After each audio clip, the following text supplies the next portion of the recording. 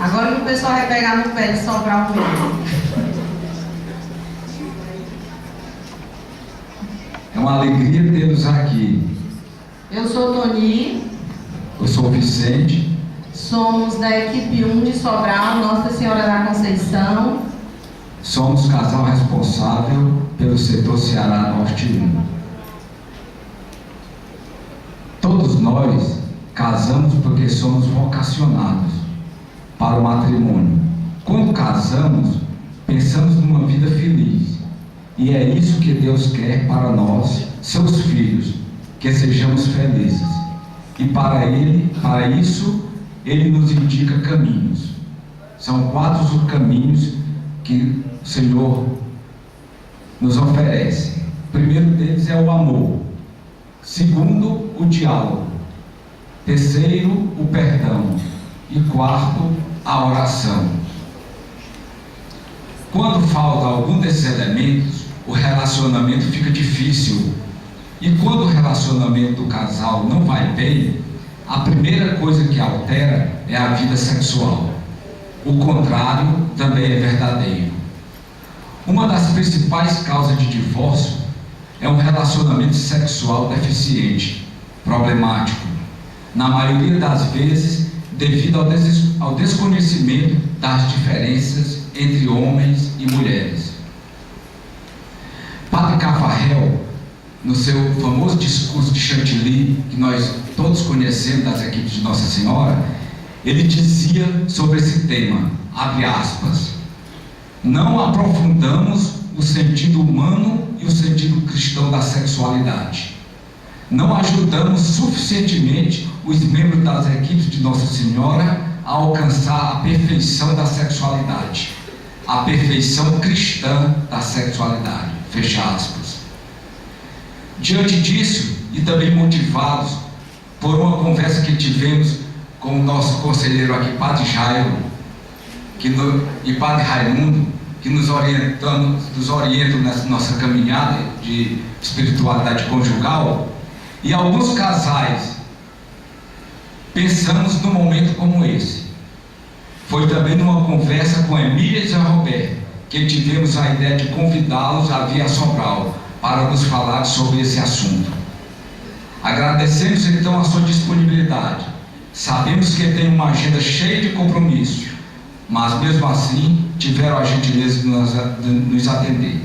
Aproveitemos, portanto, esse momento, convidando ao querido casal Emília e Zé Roberto.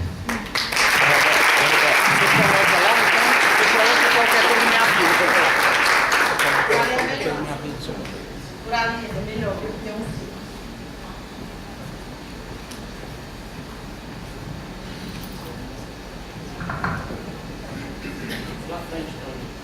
Por à frente. É o produtor geral. Diretor. Wolf Maia.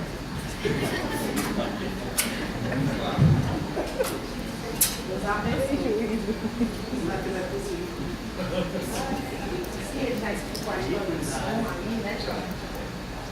Bem, pessoal, boa tarde. Boa tarde. Eu sou Zé Roberto Eu sou Emília. e estamos aqui para conversar um pouco com vocês. Realmente, a gente vai se apresentar. A Emília quer apresentar a família, aí a foto. Mostra aí. Não, nós somos casados há 25 anos e temos 17 anos de equipe e temos 6 filhos. Aqui a mais velha, a Rebeca, a Débora, o Gabriel, que atualmente mora aqui, esse aqui. Aqui é o Matheus, o Lucas e a Ana, são os 2 mais novos. Só que essa foto já faz algum tempo, né? Faz uns 4 anos. Não.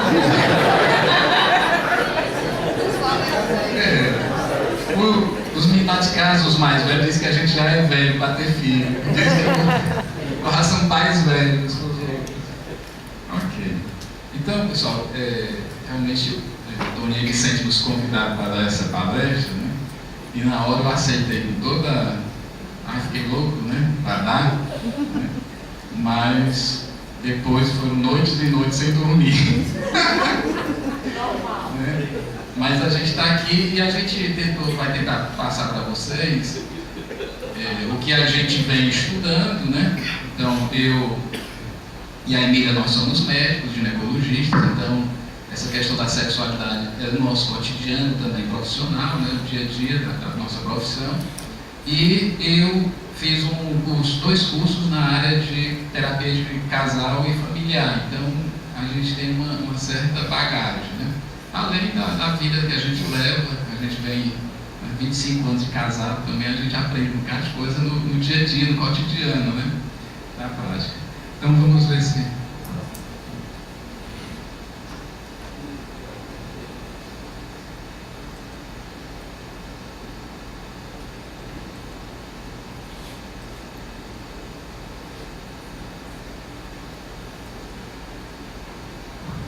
Ok, antes de começar, como nós somos aqui um público cristão, né, católico, então a gente pediria que a gente ficasse em pé e a gente fizesse uma oração para que Deus nos ilumine, né, e que realmente seja aquilo que Ele quer para vocês e para nós. Né? Vamos rezar um Pai Nosso. Pai Nosso, que estás no céu, santificado seja o vosso nome, venha a nós o vosso reino, seja feita a vossa vontade, assim na terra como no céu. O pão nosso de cada dia nos dai hoje, perdoai as nossas ofensas, assim como nós perdoamos a quem nos tem ofendido. Não nos deixeis cair em tentação, mas livrai-nos do mal. Amém.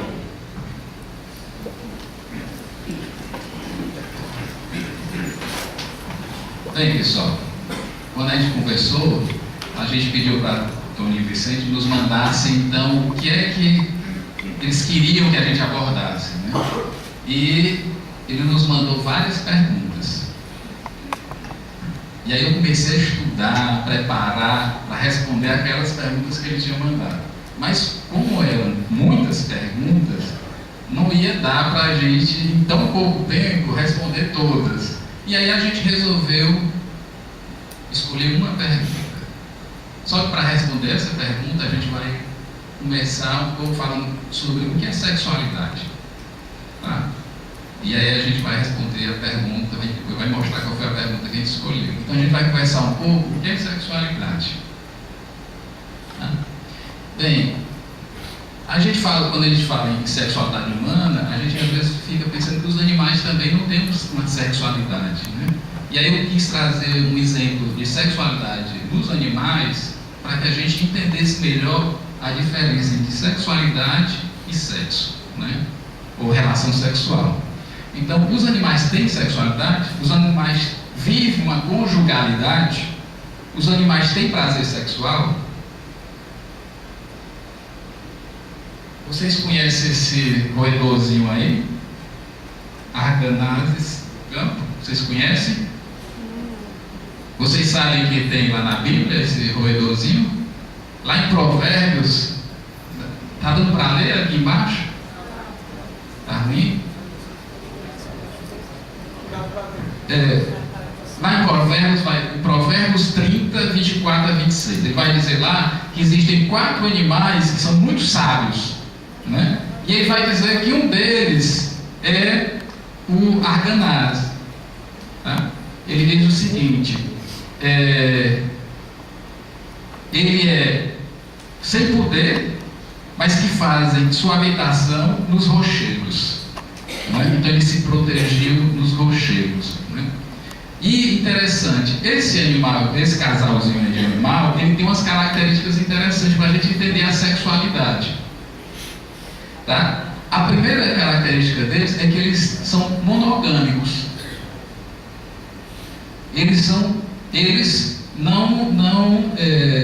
são poligâmicos, eles são monogâmicos.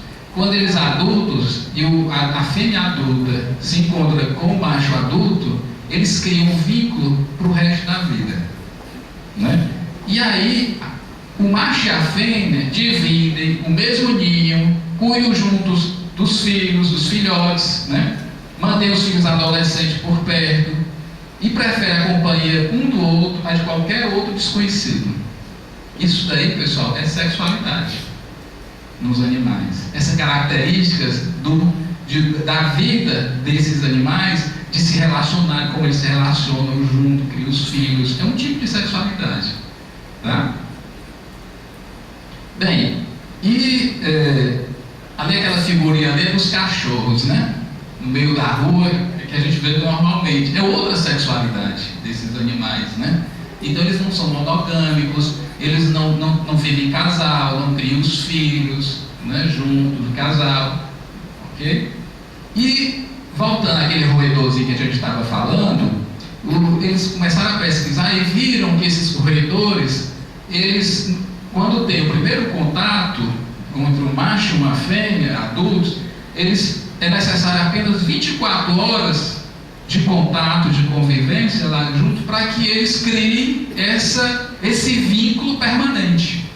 Interessante, né? A gente pensa que a fidelidade é coisa só exigida na cultura humana, né? Mas eles têm isso. E aí eles viram também o seguinte: se tivesse relação sexual, quer dizer, a cópula, né? Em 6 horas eles já era suficiente para esse vínculo ser criado. E eles fizeram experimentos com esses animais. Se você pegar o macho e colocar outra fêmea, ele não vai. Mesmo que a fêmea tenha no cio o que for, ele só vai com. E a fêmea também. Ok?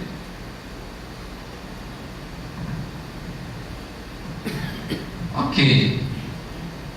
Aí, pessoal, umas figurazinhas de propaganda, dá para ver o Hospital das Panelas, né? Vocês estão ali, aqui é esse lado de cá, tá certo? Tem uma figura e um outdoor em cima, tá? Então ali é uma porta do Hospital das Panelas. Aí tinha essa propagandazinha na porta. Vocês estão vendo aí, sexo grátis aqui, chama a atenção, né? Aí, mas o que está escrito nas letras pequenas é: na compra. Dá para ler? Não. Dá, diz lá. Na compra de uma panela de pressão, né? Não importa qual seu sexo. Ganha grátis. Com uma maravilhosa caneca mimo aqui no Hospital das Panelas, né?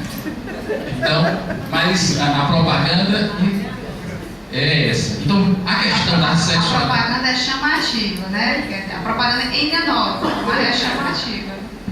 E aí as pessoas, né, vão atrás disso. Chama a atenção, né? Sexo é uma coisa que chama a atenção de todo mundo, né? Que está na natureza, né? Esse outro aí é um outdoor. Não sei se vocês se lembram desse outdoor. Quem se lembra? Levanta a mão aí.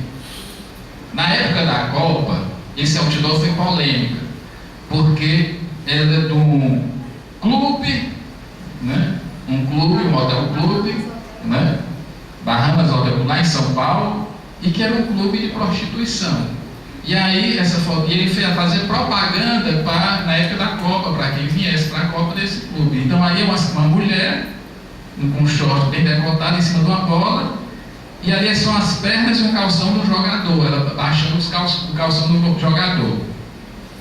E lá em cima quando o dono desse hotel foi entrevistado, o que é que ele disse? Aí ele disse o seguinte: o que eu faço é incentivar meu produto, né? Então a história dele era que o sexo era o produto que ele estava vendendo, né? Ok? Bem, os estudiosos da neurociência, estudando a questão da sexualidade, né, do prazer sexual, eles viram que o prazer sexual, né, no orgasmo, ele funciona com um circuito mental muito parecido àquele das drogas.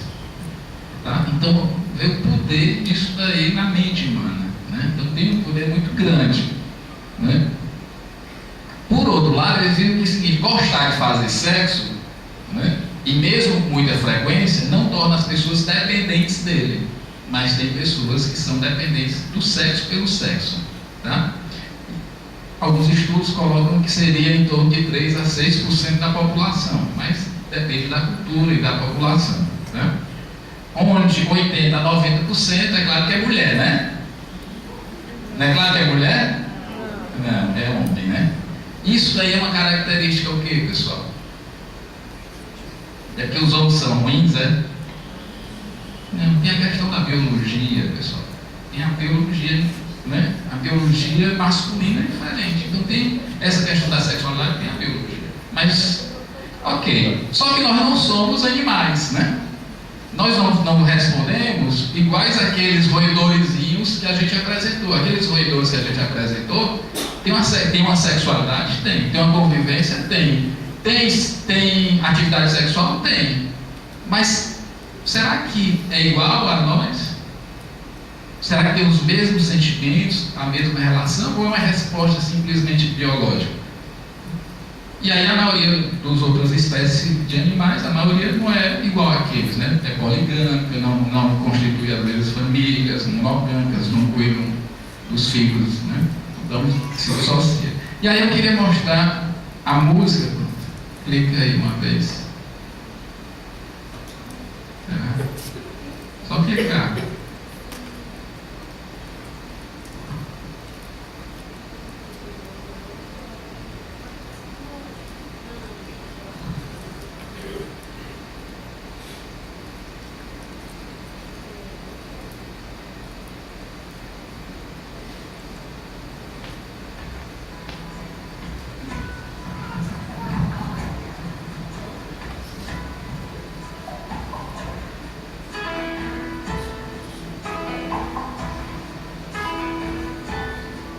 Vocês conhecem essa música? É muito bonita, né? Só que a letra está mais pra... Uma moça bonita de olhar arrabiado deixou em pedaços o meu coração. Quem nunca ficou em pedaço do coração? Uma onça pintada, seu fio certeiro, deixou os meus nervos de aço no chão. Uma moça bonita de olhar arrabiado deixou em pedaços o meu coração. Uma onça pintada, seu fio certeiro, deixou os meus nervos de aço no chão. Foi mistério, segredo e muito mais. Foi divino brinquedo e muito mais. Se amar como dois animais. Foi mistério, segredo e muito mais. Foi divino brinquedo e muito mais. Se amar como dois animais. É isso, né? Um mistério, um segredo, né? E a gente é animal também, né? A gente é corpo, alma, espírito, né? Então essas coisas também passam por a gente precisa entender o que se passa por a gente, né? Aí, pessoal, verdade ou mito? Isso daí foi esse psiquiatra neurocientista, Galeno Alvarenga, no site dele, ele coloca isso daqui, ele diz o seguinte: apesar de a igreja combater o sexo por prazer, já que seria apenas para realizar a procriação, para a grande parte das pessoas, o lado prazeroso do sexo tornou-se independente de sua função original. Vocês concordam com isso? A igreja realmente combate o sexo por prazer? É isso? Mais ou menos, mas não é isso. Não é? Aí vai dizer, a igreja, mesmo permitindo a relação sexual entre um homem e uma mulher para procriar, exige do religioso que batize o filho após o nascimento, pois só assim ela, a criança, ficará livre do pecado original da cópula. O pecado original é o sexo? Não tem nada a ver. Aí uma pessoa dessa, um psiquiatra, uma pessoa de nível superior, vai e coloca essas coisas na mente. Então a população que ouve, as pessoas que vão ouvir, se não parar para fazer uma reflexão crítica, o que é que vai pensar, né, sobre a sexualidade que a igreja coloca? Ok? Então o pecado original não tem nada a ver com a maçã do paraíso, né? É uma outra questão. Bem, então existe então um tabu em relação à sexualidade, muitas vezes por também essas coisas que são mitos.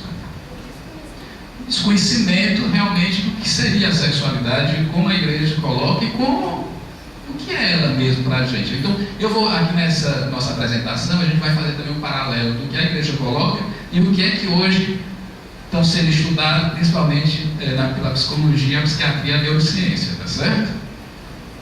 O que a gente vai colocar é que, na verdade, o que a igreja fez e faz ao longo de toda a sua existência é proteger o sexo, é proteger a sexualidade dentro de um contexto de conjugalidade. Por isso é que ela toma todos esses cuidados, dá diretrizes, faz recomendações, cartas apostólicas, e que a gente, muito provavelmente, deixa de conhecer. E por isso, diversas pessoas divulgam esse tipo de pensamento, né? E que muitos leigos, às vezes até cristãos mesmo, têm essa mentalidade de que a igreja condena o sexo, condena o prazer, condena, né, acha que o pecado original foi a cópula. Quer dizer, há realmente um desconhecimento muito grande que favorece a permanência desses mitos, né, que são verdadeiros mitos. E que acaba sendo causa de sofrimento para muita gente. Para muitos casais é causa de sofrimento. Né? Eu queria que vocês guardassem sempre isso, que a igreja, na verdade, ela tenta proteger esse amor eros, né, que está dentro de nós, que a gente vai ver daqui a pouco. Ok, pessoal. Na encíclica Deus Caritas Est, que é do Bento XVI, Papa Bento XVI, né, vai dizer o seguinte: o Papa ele vai fazer uma reflexão crítica sobre o que Nietzsche, que é um filósofo muito crítico do cristianismo, apresentava. E ele dizia o seguinte: o cristianismo teria dado, isso é que o Nietzsche diz, né? Que o cristianismo teria dado veneno a beber ao Eros. Eros é o amor erótico, né? Essa paixão erótica, né? Então ele vai dizer que o cristianismo deu veneno a beber ao Eros. Que embora não tivesse morrido, daí teria recebido o impulso para degenerar em vício. Né? Então ele coloca que a igreja foi que fez degenerar esse Eros. Né? E na verdade não fez, né? Ele que interpretou. É a maneira dele colocar o que a igreja. Depois a gente vai contextualizar historicamente isso aqui melhor. Então, o que é que acontece? Que fica, né? Até para alguns cristãos, a igreja, com seus mandamentos e proibições, não teria tornado amarga a coisa mais bela da vida. Então, aí fica as pessoas, a igreja, então... Né? E aí viveram muita gente, porque você sabe que a própria Bíblia não era lida por muita gente, né? As pessoas não liam a Bíblia, porque a Bíblia era ou em latim, ou em hebraico, aramaico, então não era nas línguas populares, então as pessoas não liam, né? Então era um passado e não entendiam o que era falado e ficava nisso. E o cristianismo destruiu verdadeiramente o Eros, né? Então o cristianismo vinha mesmo para destruir esse amor Eros, né? Esse amor erótico, ok? Que aí o Papa Bento XVI vai dizer, não. E aí, na própria encíclica, o Papa vai dizer o que é que a igreja veio pontuar, o que é que o cristianismo veio pontuar. Então, na cultura grega, pessoal, antiga, o que é que acontecia? O Eros, né, esse amor, entre aspas, essa paixão erótica, ela era incentivadíssima, né, e colocada como sendo uma coisa divina. Na verdade, ela era cultuada, né? Chegava a esse ponto de ser cultuada, né? Esse Eros, como um Deus, realmente. Que era o prazer sexual. Só que como era isso? Eram as orgias que aconteciam, né, dentro daquelas castas mais ricas, ou mesmo nos templos, né? E o Papa ele pontua, eram orgias, ele não fala com essa palavra, mas ele vai dizer o quê? Na verdade, encontramos diante de uma degradação do corpo humano, deixa de estar integrado no conjunto da liberdade da nossa existência. Primeira coisa, eram só os homens que eram livres, as mulheres faziam sexo por obrigação. Tá? Então eles se utilizavam das mulheres para ter os prazeres dele, e de alguns jovens também, né? Deixa de ser expressão viva da totalidade do nosso ser, relegado para o campo puramente biológico do prazer, né? Então, de fato, no templo, as mulheres que devem dar o inebriamento do divino, que era do divino do prazer sexual que eles cultuavam, né, não são tratadas como seres humanos e pessoas, mas servem apenas como objetos. Não são deusas, mas pessoas humanas de quem se abusa. Então eles abusavam dessas mulheres. Esse era o contexto da sexualidade no comecinho da igreja. A sexualidade completamente distorcida, né? Os gregos, que dominavam intelectualmente a humanidade, né? Eram muito estudiosos realmente, filósofos, pensadores, tanto que descreveram o amor ágape, o amor filia, o amor eros, então tudo isso advém lá da Grécia, né? No entanto, eles tinham esses cultos primitivos, né? De se juntarem e ficar cultuando e tendo prazer, assim, a revelia da vontade dos outros. Tinham que se satisfazer. Esse era o objetivo final dessas reuniões que eles achavam que estavam cultuando um Deus, que era o Eros, né? Ok. Então, o Eros faz parte da sexualidade humana. Realmente, o Eros faz parte da nossa sexualidade. E nós temos que acolher isso, né? Esse amor que é carícia, esse amor que é carinho, né?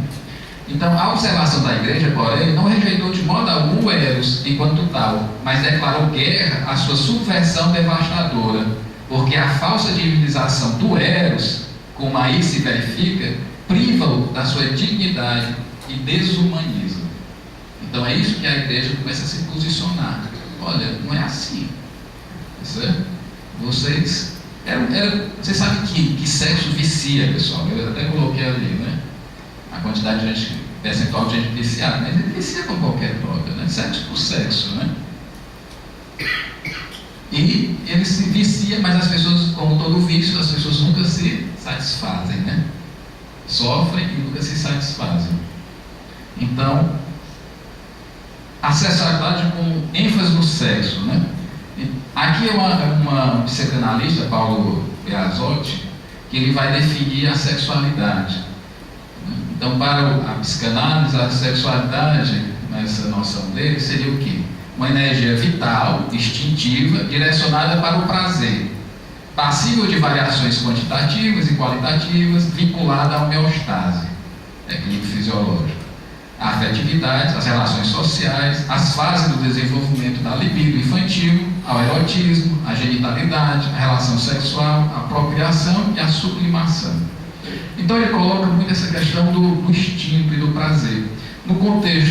Nesse contexto, a sexualidade ela é uma sexualidade muito do Eros, né? Desse prazer, a busca do prazer. E a gente vai ver que a sexualidade, ele coloca um pouco a afetividade, as relações, mas você vê que a questão do instinto direcionado para o prazer se torna maior. Então, o Eros faz parte da sexualidade humana, mas não é só isso. Não é só Eros. Né? O homem não é só o Eros. A sexualidade não é só o Eros. Então, aqui Ermelinda e Arturo, para quem não conhece, né, é o casal responsável da super-região atual, Brasil, né, das equipes de Nossa Senhora. Esse casal foi o único casal que fez parte das reuniões lá no Vaticano, né, de preparação do ciclo dos bispos sobre a família, né? Ok? E aí, em entrevista, ele fala o seguinte: a maneira de lidar com a vida sexual é muito importante para humanizar as pessoas. A sexualidade é um fator da santificação, mas tem que ser salva do erotismo doentio, que reduz o humano a uma só dimensão. Quer dizer, a crítica da igreja é reduzir o humano a só uma dimensão, só aquela dimensão do prazer, que pode ser o prazer, por exemplo, a prostituição, pessoal. A pessoa que vai para a prostituição não tem prazer?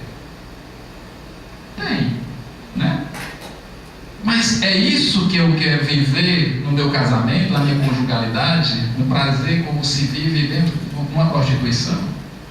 Não, tem alguma coisa a mais, né, que você quer. Então é isso que a gente vai tentar pontuar. Aí, João Paulo II, ele escreve várias catequeses sobre a sexualidade humana e sobre o corpo. E ele vai escrever, tem um livrozinho chamado Teologia do Corpo. E lá ele vai falar um pouco o erótico e o significado esponsal do erótico. Então ele começa a ver que o erótico tem uma dimensão esponsal, não é só essa dimensão biológica, eu diria, restrita do prazer. Ele diz assim: é necessário encontrar continuamente, naquilo que é erótico, o significado esponsal do corpo e a autêntica dignidade do dom. Esta é a tarefa do espírito humano, tarefa de natureza ética. E aí, como encontramos esse significado esponsal do corpo, né? E aí se inicia pelo olhar. O olhar do povo da época grega em relação à mulher era um olhar de objeto, não é? E esse olhar que é proposto não é um olhar que você olha o outro como objeto, não é? É um olhar que olha o outro como igual a você, como uma pessoa. Então o olhar, pessoal, modifica.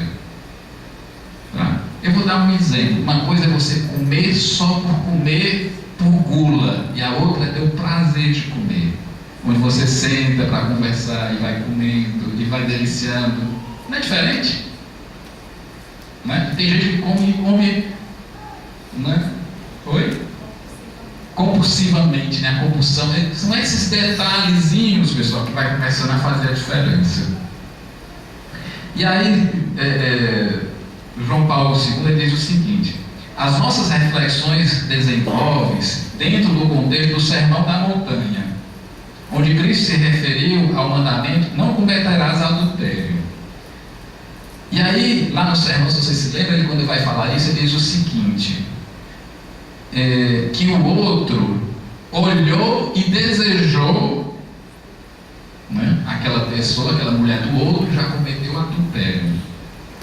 Então, esse olhar que deseja o outro como objeto do seu prazer, né, essa é a degradação, né? Você olhar para o outro, não é você olhar e achar bonito e tudo, né? Você desejou e quis, aí se tivesse, como se você deseja uma comida, né? Então, isso daí ele vai chamar de concupiscência. Então, esse olhar, como é que você olha?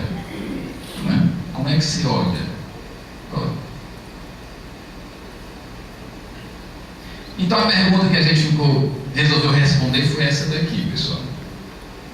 Como resolver a situação de casais bem casados que se amavam, mas após alguns anos de vida em comum constatam decepcionados não haver mais desejo sexual? Muitas das vezes não tem desejo sexual pela sua esposa ou seu marido, mas tem desejo sexual às vezes pelos outros. Às vezes até não faz nada, mas às vezes passa o desejo. Ou então não tem desejo nenhum para nada, nem para homem, nem para mulher de coisíssima nenhuma, né? E aí a pergunta: e sexo não é importante? O João Paulo II ele vai dizer assim, ó: o desejo sexual é um impulso do espírito humano, tá? Para aquilo que é verdadeiro, bom e belo. Assim, o erótico se torna também verdadeiro, bom e belo. Então, quando esse desejo é um desejo de amor, de união, de afetividade, né, é diferente. Ele é bom, é puro e belo, e o erótico se torna também verdadeiro, bom, puro e belo, né? Então, Aí dizem, a vida sexual acaba com a idade, né? A gente vê alguns casais idosos, né? Parece que não tem mais vida sexual nenhuma, né?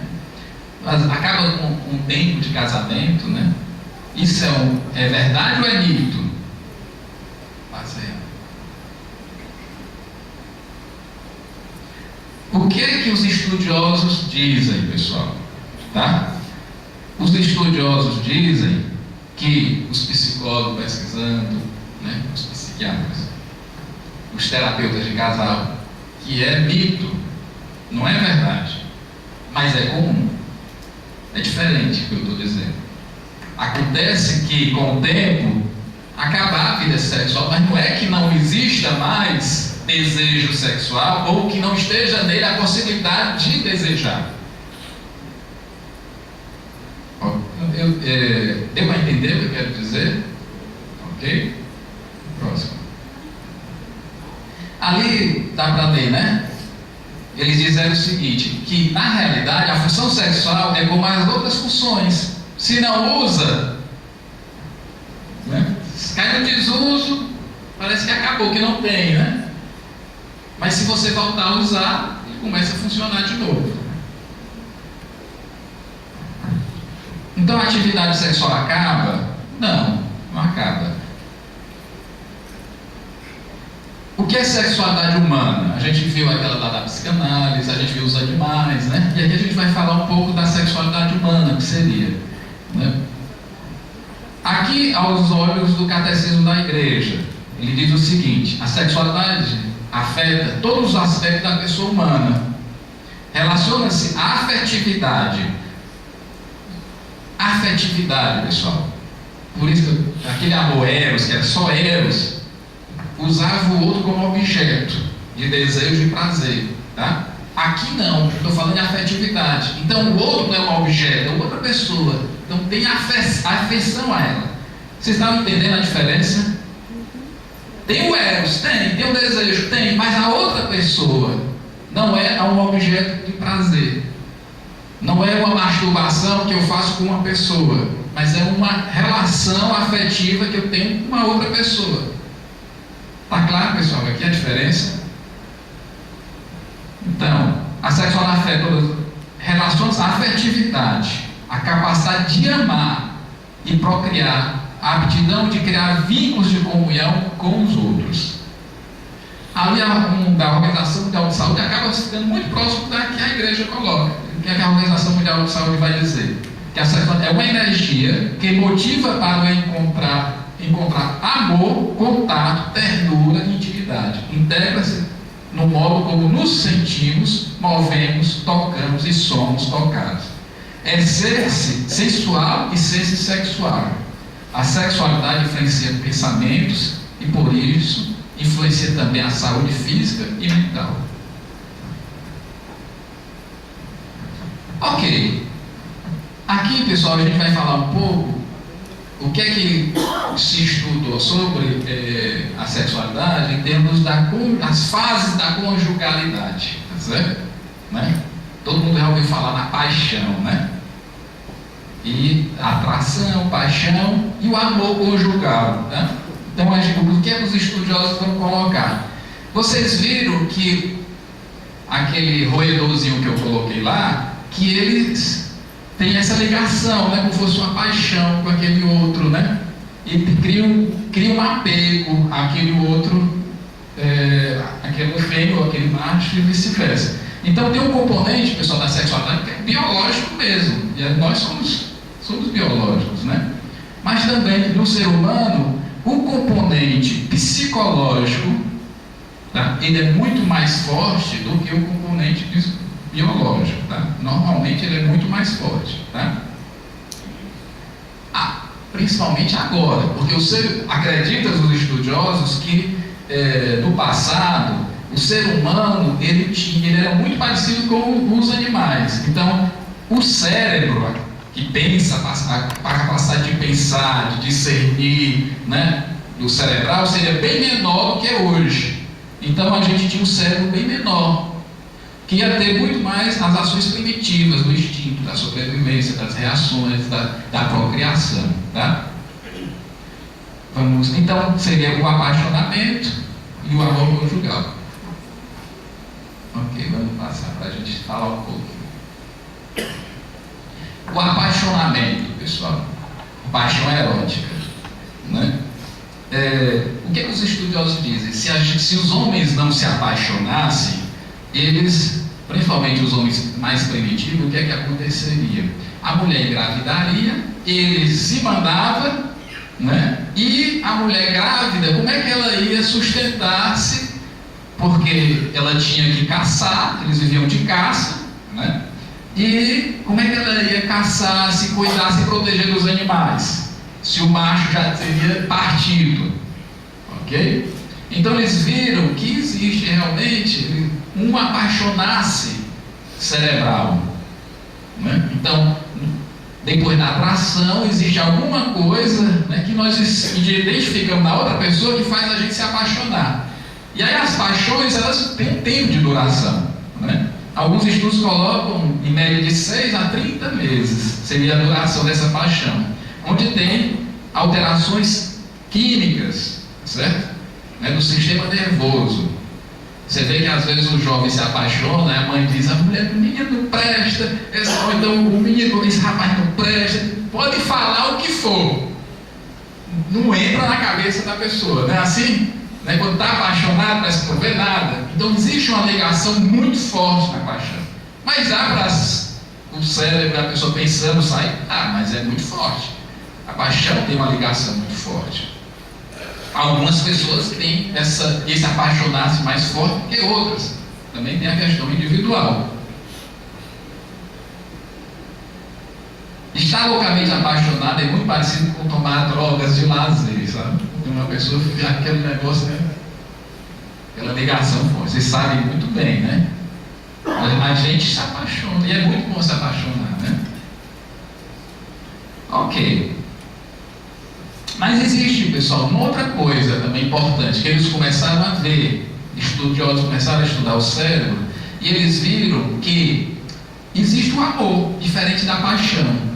A paixão, né, e o ato sexual, por exemplo, o prazer, eles vão estimular substâncias basais, quer dizer, estruturas basais mais primitivas do cérebro, né? Aquelas que estão ligadas àquilo mais de reflexo, né, de emoções, mas não tão mais altas do raciocínio, da razão, dos sentimentos maiores. E aí eles viram que, por exemplo, o amor materno estimula substâncias cerebrais mais altas, mais evoluídas. E o apaixonamento romântico, não é essa paixão só erótica, mais romântica, que é o carinho pelo outro, também começa a fazer esses estímulos mais elevados. Tá? Vocês estão compreendendo o que eu estou dizendo? Tá, deixa eu só simplificar. O que foi visto é que o apaixonamento, ele estimula e se manifesta e aparece até nos exames, né, nos exames de imagem, áreas bem primitivas que outros animais menos evoluídos também têm. Aquela do roedorzinho, o roedorzinho fica só coisas mais básicas, né? E que a paixão romântica, essa dimensão mais evoluída porque a nossa espécie humana evoluiu na escala lá da evolução. Então nós conseguimos estimular áreas mais diferenciadas, mais evoluídas, porque nós pensamos, nós amamos, enfim, e isso realiza ligações dentro do nosso cérebro que são muito mais permanentes, muito mais duradouras, né? A gente chama as áreas mais de fora do cérebro, que a gente chama cortical. Então essas áreas são muito mais ativadas nos seres humanos, que nós somos mais evoluídos. E essa evolução é acompanhada da evolução do amor. O amor mais evoluído estimula essas áreas mais evoluídas. Isso tudo, pessoal, só para dizer para vocês que o amor tem diferenças. O amor paixão e o amor romântico, o amor ágape, esse amor mais profundo é diferente até no cérebro da gente. Aí, lembrando dos roedores, eles viram o seguinte, os roedores, tá? Quando eles têm a relação sexual, tem alguns neurotransmissores, alguns hormônios são liberados. Mas o que eles viram que fazia eles ficarem monogâmicos era a ocitocina. A elevação desse hormônio chamado ocitocina. Se vocês se lembram, a ocitocina também é um hormônio que está ligado à gravidez, né? No parto, né? Essa coisa toda. E a ocitocina, então, ficou, não sei se vocês já leram alguns artigos, o hormônio do amor é a ocitocina, né? Então, porque nessas pesquisas eles viram que o que se elevava era a ocitocina, tá? E os neurocientistas também estudando, viram que esse hormônio, a ocitocina, se eleva tanto, porque ele está na nossa corrente sanguínea, tá? Certo? Não é só de grávida, não. E ele se eleva na mulher quando ela está cuidando do bebê, no cuidado, no amor com o bebê, também no cuidado do homem com o filho, ele também se eleva, certo? E aí o que chama a atenção, pessoal, é essa questão aqui embaixo, dá para vocês lerem? Para explorar todo o seu potencial, você terá que mover o seu foco principal dos seus órgãos genitais para o seu coração.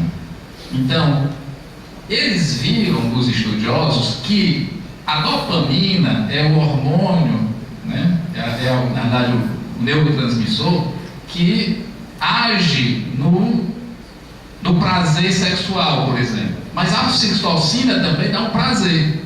E esse prazer da ocitocina é um prazer muito mais tranquilizador e muito mais gostoso em termos de você se sentir em paz, ficar tranquilo, etc., do que o outro, tá? Então, mas só que para ter esse prazer da ocitocina, eles viram o seguinte, que tinha que ter essa coisa do carinho, do amor, do cuidado, ok? Bem, vocês lembram, então teve primeiro, então, a paixão. Aí a paixão pode muito bem acabar, né? Ela tem uma duração, mas de repente acaba a paixão. Mas nesse período da paixão, é o período também que as pessoas começam, então, a ou sentir carinho pelo outro, né? Ou sentir aversão pelo outro, e aí vai acabando a paixão e acaba tudo. Mas às vezes acaba a paixão, mas vai ficando uma coisa de carinho, de amor, de cuidado, de alguma coisa que parece que nos une, mas não é paixão, é coisa mais forte, né? Que a gente vai dizer, ele ama mesmo, né? Aqui não é mais paixão, é amor, não é assim? Então isso, pessoal, acontece lá no cérebro também, essa coisa, né? E aí os psicólogos vão chamar isso aí da a calmaria do apego, tá? Te conheço, logo te amo. Então a exaltação do início é substituída por um sentimento mais pacato e sólido. O apego implica em modificações cerebrais que perduram no tempo. É necessário estar junto a uma outra pessoa por um período mínimo para fazer disparar essa etapa. Então essa etapa da conjugalidade, que as pessoas ficam mais unidas, precisa de tempo e precisa de cuidado, de interesse, né? De troca, de carinho. Se ficar só no sexo e não tiver outras coisas, o cuidado e tudo, tem casais que nunca vão chegar a isso, tá? Tem casais que nunca chegaram a isso, tá? E podem ou viver se separando sempre, né? De paixões em paixões em paixões, né? Ou viver um casamento onde fica pulando cercas e pulando cerca, a mulher na realidade é a cuidadora do lar e da casa, mas não tem não construiu esse amor mais sólido. Na carta de São João diz o seguinte: se nos amarmos mutuamente, Deus permanece em nós e o seu amor em nós é perfeito. Então quer dizer, esse amor é que vai sustentar os casamentos. Lá na própria encíclica Deus Est, o Papa vai falar uma coisa chamada, mais ou menos assim, evolução do amor para níveis mais altos. Então, o amor tem que evoluir, pessoal. Aí ele vai dizer assim, ó, em contraposição ao amor indeterminado, ainda em fase de procura, né? Aquele amor erótico, aquele amor inicial, né, da paixão. Este vocabulário ágape, quer dizer, esse amor que é ágape, exprime a experiência do amor que agora se torna verdadeiramente descoberta do outro, superando assim o caráter egoísta que antes claramente prevalecia. Então agora você descobriu o outro para ti é uma coisa importante, não é só o teu prazer, entendeu? O prazer do outro me traz prazer, me traz satisfação, tá? Então faz parte da evolução do amor para níveis mais altos, para as suas íntimas purificações, que ele procure agora o caráter definitivo, isso num duplo sentido, no sentido da exclusividade e no sentido de ser, né, para sempre. Ok? Então, para acontecer isso, tem que evoluir nesse amor. Até agora parece muito filosofia, não parece? A gente vai chegar numa coisa mais prática, só para vocês entenderem. Então, como resolver isso daí, né? Essa situação? E aí a questão é o desejo sexual, né? Desejo sexual. E aí a gente acha que o problema está no desejo sexual. Falta é desejo, né? Às vezes não é. Pode ser que a questão não seja o desejo, é porque o amor não evoluiu, né? Mas pode ser. Vamos agora falar um pouco de desejo. Bem, falar um pouquinho de desejo para vocês. Aqui, pessoal, é a fase da resposta sexual, né? Então, para se chegar no orgasmo, né? Na satisfação do ato sexual, a gente vai passar por essas fases, tá bom? Então, a primeira seria o modelo tradicional, que primeiro começa com desejo, é isso? É isso? Depois a excitação, depois o orgasmo e depois a resolução. Depois do orgasmo, aquele som, né? Aquela coisa, né? Assim? Né? Ok. Então, e o desejo? O desejo poderia ser provocado por pensamentos, sentimentos, né? A gente às vezes está com tanto amor, tanto carinho para a pessoa e vem aquele desejo de se unir profundamente com ela, né? Ou então o desejo pode ser meramente biológico.